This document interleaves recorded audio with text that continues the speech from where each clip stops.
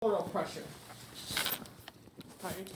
These are different pressures that have different definitions. Okay. So you have atmospheric pressure.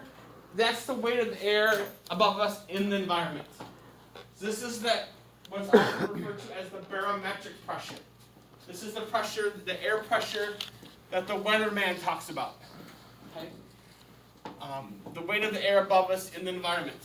Okay. It's on average, it's 760 millimeters of mercury, which is equivalent to 1 atmosphere. Relative to weather conditions, constantly changing. So one day it could be 765, the other day it could be 750, 755. You have high pressure systems are usually good weather. Low pressure systems are usually bad weather. Okay? Interpulmonary pressure is the pressure within the alveoli, within the lungs. Okay? Typically, it's 3 units below atmospheric pressure. Okay? So when we talk about these pressures, they're all relative to atmospheric. So if atmospheric is 760, if atmospheric is 760, the interpulmonary pressure is going to be 757.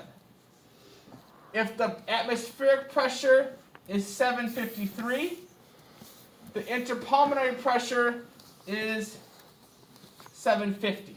It's always 3 units below the atmospheric pressure, no matter what the atmospheric pressure is. Okay? Intrathoracic pressure is the pressure within the thoracic cavity, but outside the lungs. Okay. The interpleural pressure is a slight vacuum that the video talked about between the parietal and visceral pleuras in that pleural cavity. That's -4. Okay, helps keep the lungs inflated.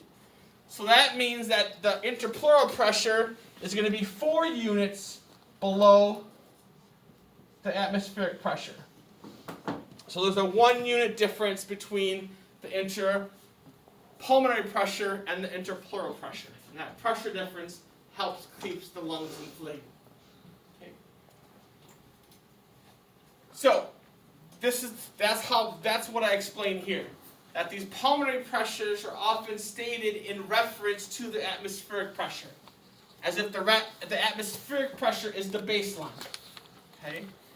If the atmospheric pressure is the baseline of 760, the interpleural pressure is going to be -4 below that, or 756.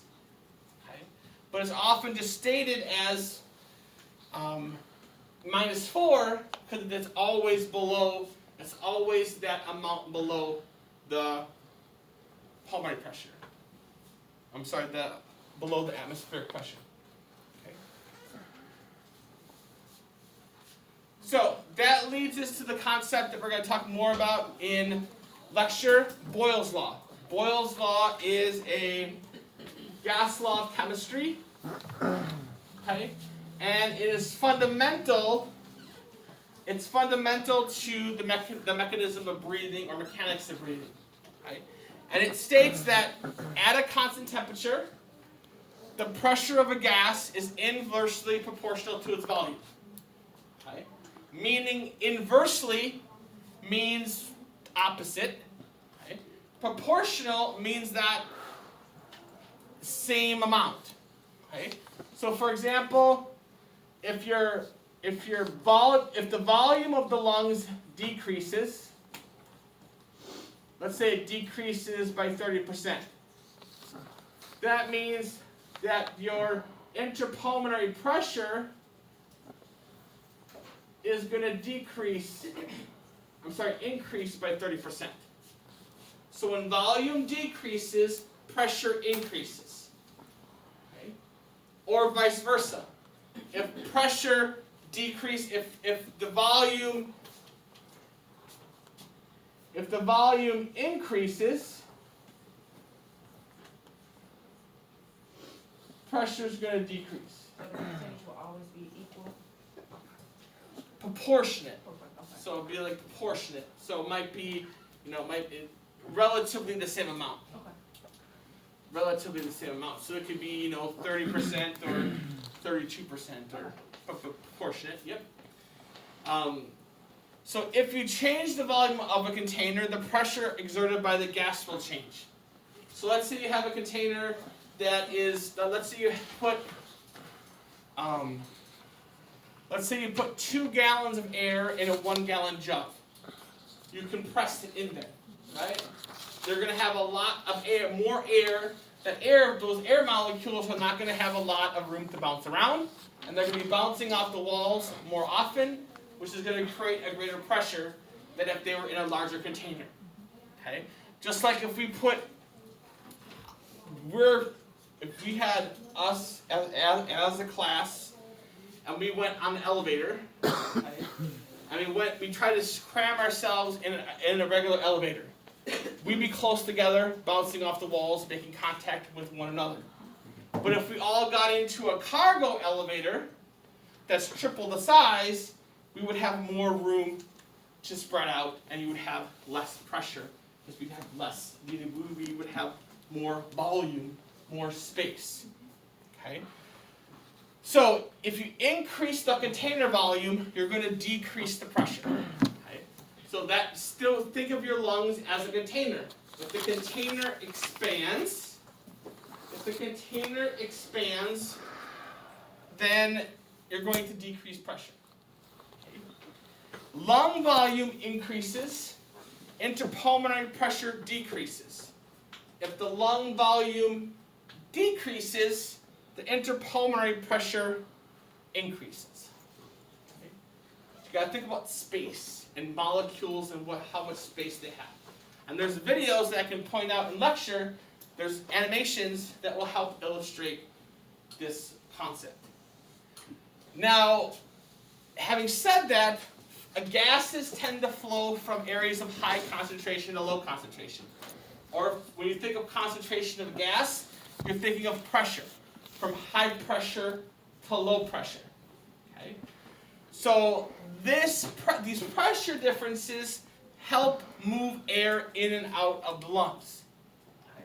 So for example, if the interpulmonary pressure, you think of interpulmonary, think of pressure inside the lungs.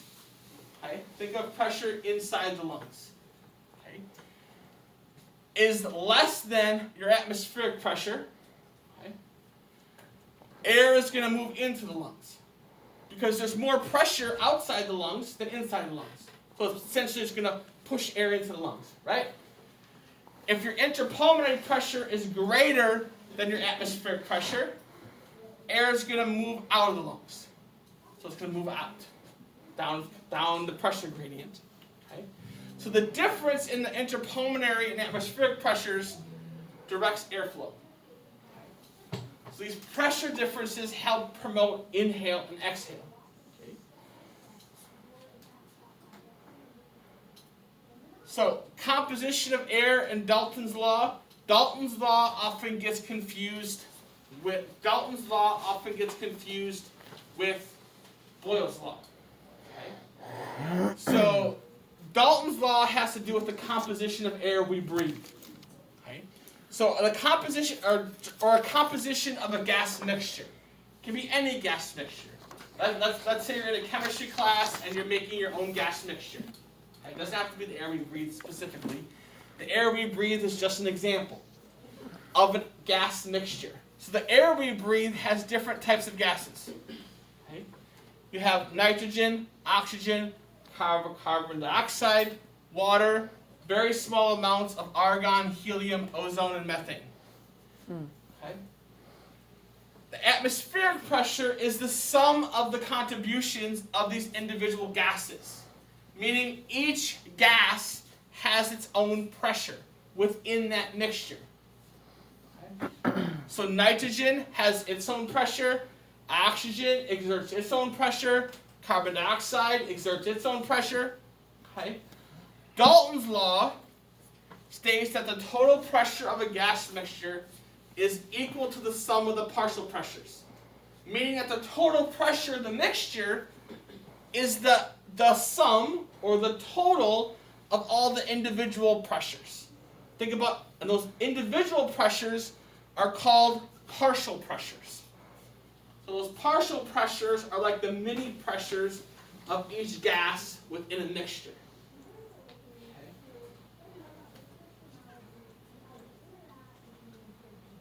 Okay. So you can think about those, and you can also review those, and we'll talk more about that. That'll come more after the exam. Okay. Now, spirometry is the measurement of lung function. Okay.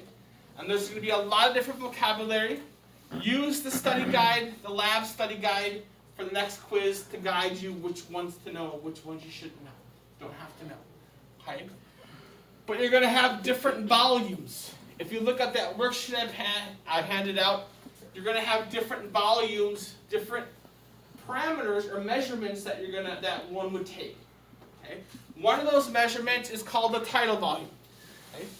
The tidal volume is the amount of air expired in normal expiration. Normal expiration or inspiration. Okay? Or regular breathing. Okay?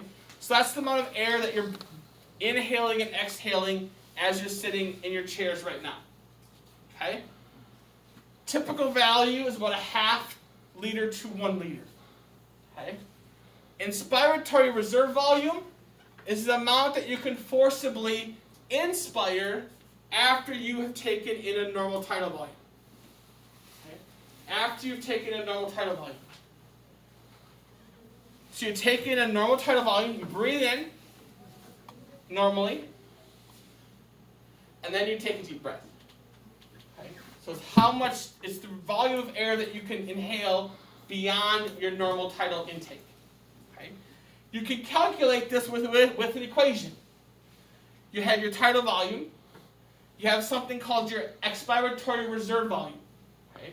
Your expiratory reserve volume is the amount of air in excess of the tidal volume that can be forcibly exhaled. Okay? So that is the air in excess of the tidal volume that you can forcibly exhale. So you breathe a normal breath out, and then you force it out. Okay? Your VC is your vital capacity. We'll define that more in a moment, but that's the amount of air that you can breathe in and out during a deep breath. Okay?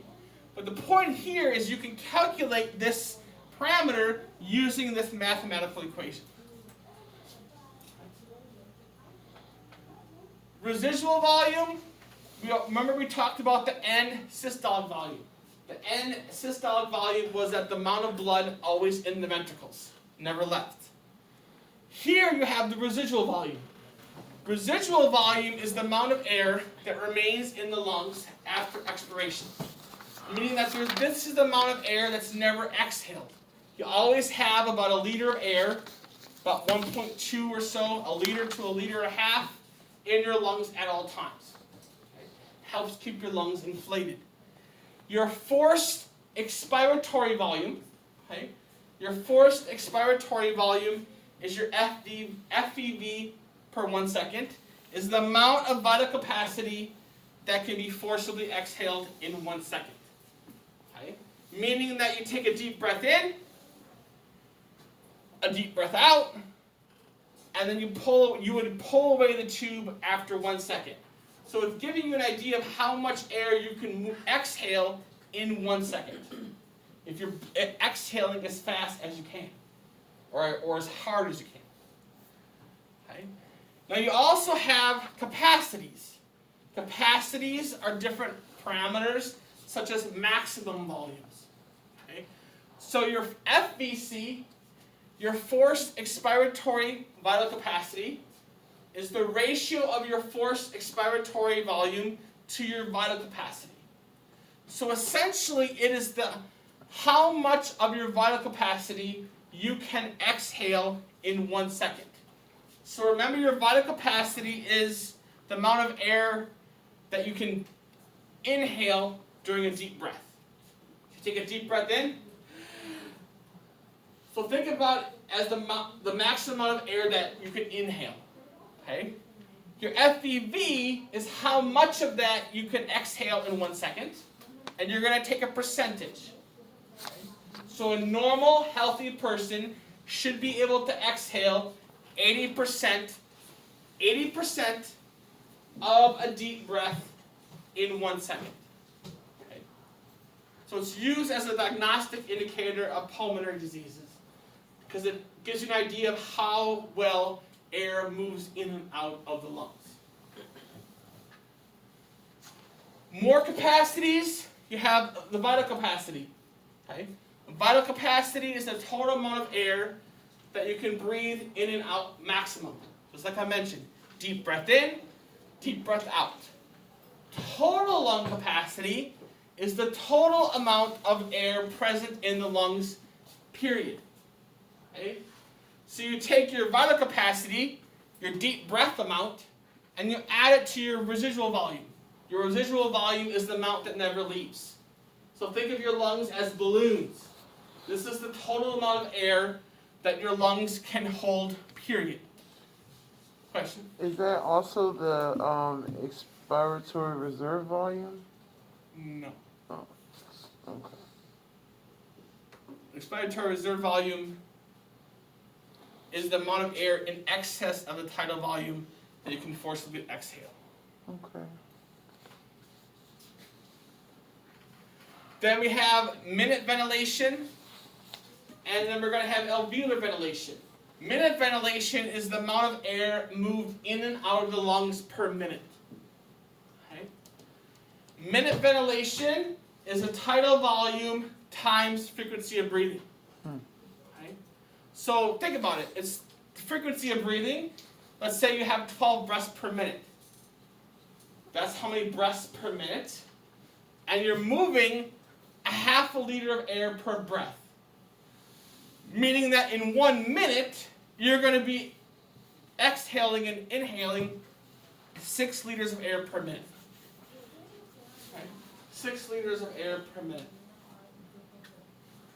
Alveolar ventilation is the rate of oxygen exchange at the level of the alveoli. Okay? It's typically 4.2 liters per minute. Okay? So this is talking about oxygen being exchanged. It involves a special parameter called dead space. Okay? Dead space is all the air that does not participate in gas exchange. And you can estimate this by your weight in pounds in milliliters. So if you're a 150-pound person, your dead space is approximately 150 milliliters of air. Okay? And this is the equation. Tidal volume minus your dead space times your frequency of breathing. Okay? Now, one thing to note with this equation, because we can go through these equations and kind of get you started on what to do, and then you can do the math on your own. What you have is so dead space is in milliliters, right? You have to remember that there's 1,000 milliliters. How many liters is 1,000 milliliters? 1. 1, right? You have that conversion exam, right? That conversion quiz with units. So alveolar ventilation is tidal volume minus dead space times frequency of breathing. Okay? So let's say, so you have to make sure that your tidal volume and dead space are in the same units. Right? Because if what students do is they'll have, let's say they have, their tidal volume is 1 liter, their dead space is 250 milliliters. Okay? And then their frequency of breathing is 12. So they do 1 minus 250. See what I mean? That's not right, right? Because then you're gonna get, then they get negative 49 milliliters, and then they multiply that times 12, and they're gonna get through what? Approximately negative. You figure round up to 3, so you get approximately a negative 3,600, and you 3,600 milliliters. Negative. Okay? That negative should be like, hey, that's not right. Okay? So you'd have to have 1,000 milliliters minus 250 milliliters, or 1 liter minus 0.25 liters. So you have to have the same units in order to have the calculation. Yep. So it doesn't matter which side you convert As long as they're the same. Yep. And that goes with any kind of, even in nursing, like if you're doing any kind of calculations like this, it doesn't even have to be these units, any kind of units. Your units have to be equal when you're subtracting. Yep. Where would I find a dead space on I think I give it to you. Oh, I think I give it to you. Don't I tell you the weight of the person? okay. Yeah. So then from the weight of the person, what I say, like 150 pounds? No, you said 250. 250. So that person's dead space is 250 milliliters. Yep. And then you just work through the equations. Make sure you have your proper units. Okay. And these are the equations that are provided to you in that worksheet. Okay. I give you the equations. On the top of the worksheet, I kind of give you a little spiel on the normal values to use for the the normal values to use for the equations for the calculations as needed. I tell you how one would get that value if they were going to use this parameter, okay? And then I give you the test results. Okay? I give you the test results. So the tidal volume is 1 liter. Inspiratory reserve volume is 0.8 liter. The vital capacity is 4.7 liters. Okay? Forced expiratory volume is 3.5 liters. It's 3.5 liters. Okay? And then I give you other information. I give you the residual volume. I give you the breathing frequency. I give you the patient's body weight. Okay? Now using all that information and the equations that I provide to you, you take that data and calculate those different things using those equations. Does that make sense? Well, when it says inspiratory reserve volume equals the VC minus the TV plus the ERV. The ERV for this guy is 0.8 liters. Yep. But when it says up here at number 1, is the RV the same as the ERV? No, RV is residual volume. How do I find out what the residual volume It tells is? you right here. Everything is on there. Oh. So everything, you gotta look from top to bottom. Look from top to bottom. Okay. Read it from the top and read it all the way through. And basically, if you know the equations, and it's just basically you're plugging and chugging the numbers. Okay. And one thing you have to, but it's a good exercise to learn what these different things are, as well as the importance of units. Okay. So if you make sure that everything's if you're working in liters, make sure that everything's in liters. Make sure that if you have your ventilation rates, so your ventilation rate is going to be liters per minute or milliliters per minute.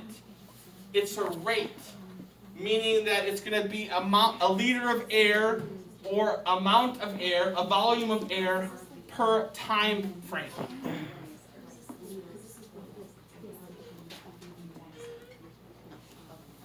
Does that make sense? Yep. Yep. Explain number 3 a little bit, like what it What it means? Yeah, I'm interpreting this like 2 different ways. How to interpret it? Sure. Yeah, like Sure. what exactly? Is that 80% of the reserve, the RV? Where are you looking at? 3. So your FVC, just to kind of explain how to interpret it, you're gonna have your vital capacity, and you're gonna on the bottom, and your FVV per 1 second on top. Okay, and then you multiply times 100, and you're gonna get a percentage. Now your FVV per 1 second. If you go back to the definition, that's the amount of your vital capacity that can be forcibly exhaled in 1 second. So this is your vital capacity. That's the amount of air that you can inhale during a deep breath, right? Wait, say it again?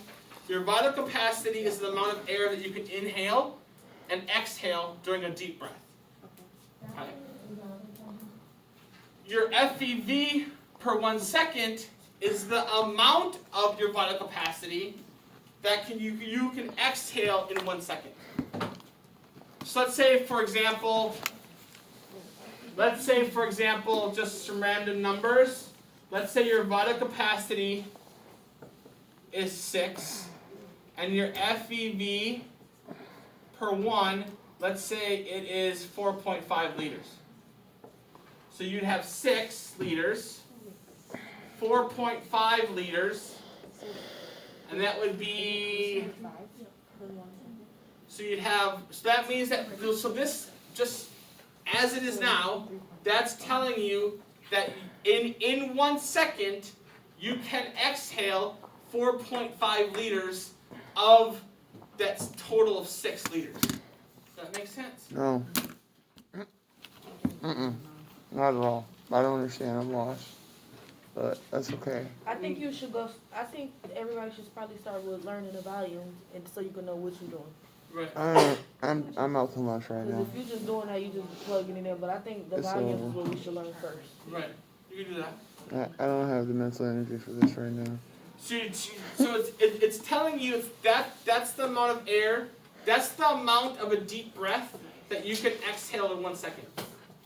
So in this example, if I take a deep breath, okay, and I blow out as hot as I can, within 1 second, I can exhale this amount of air. So it's telling you how fast you're exhaling. Does that make sense? So then if you have 4.5 out of 6, that would give you times 100, you'd have 75%. And it's something that you can work on this week, maybe not turn it in, Yep.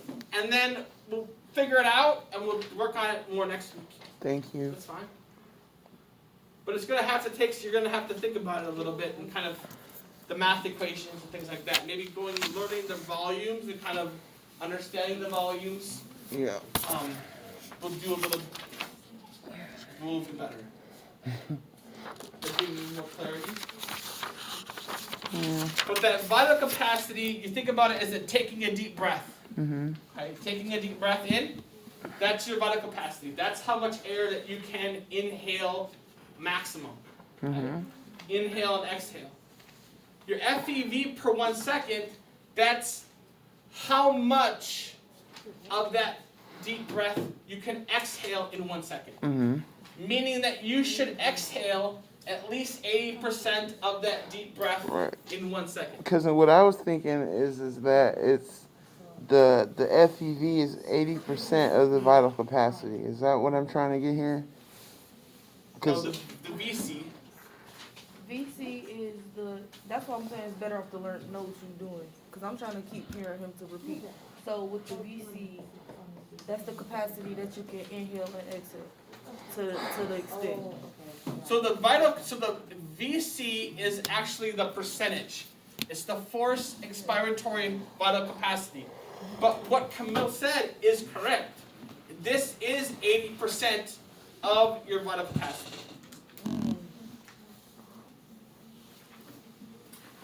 Okay. So it might be something to think about. While I'm breathing outside. You know what's funny? Much right now. I'm recording it. That's me, and we still gotta hold up the exam. This day is like dreaded. What's this? It's gonna be long. As soon as I get out of here, I'm going to Target twice, and I'm going to go I gotta Target. go to Sam's Club. Yeah, I'm not even going in the store. I'm picking up Target. So I would try it. Try it this week. Try these math equations. Upload it. Just so it's still due. Upload. Do what you can. Upload it. Try your best. Upload it today? No. Next week?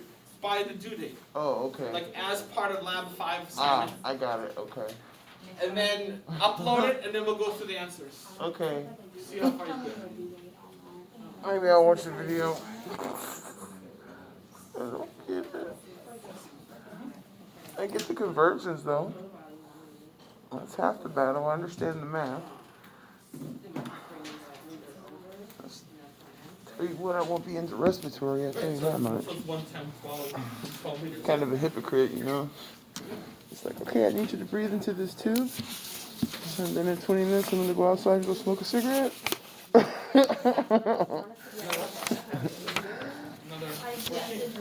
My PowerPoint does not tell me what.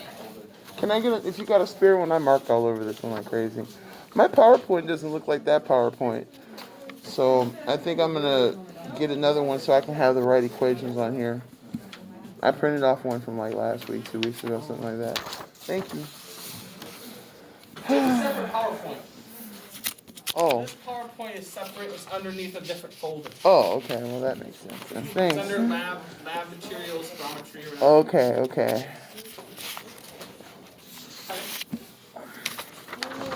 When we finish this, this is what's due next week, right? Yep, it's due along with Lab 50 or whatever? yep, and lab 4. Yep. So lab 4 has its own Dropbox in the week 4 folder, and then lab 5 assignments has its Dropbox in the week 5 folder. And can we do like all three of these things, or is it separate again, where it's like the lab 50 and then this will be No, these all two. together? So these 2 items can go in this folder, In the same, okay. and then lab 4 can go in the lab 4 folder. Yep. Yep. The only thing doing lab 4 is the lip packet, and then lab Yep. 5 is the A and X. Yep. And this is due on what day? Next week. Next week. Oh, on the 16th. Okay, cool, cool. Okay. I only got 2 problems with doing the lip. And then we will you have the exam at 1 o'clock. You're winning. Okay. Online. And then once people get done with the exam, when you're done with the exam, you just kind of sit there quietly. Just be patient. Don't be clicking on stuff. Don't be working on stuff. If you want to leave, you can leave for a couple minutes. Come back. And then once we're done with the exam, then we'll talk about respiratory physiology. Okay.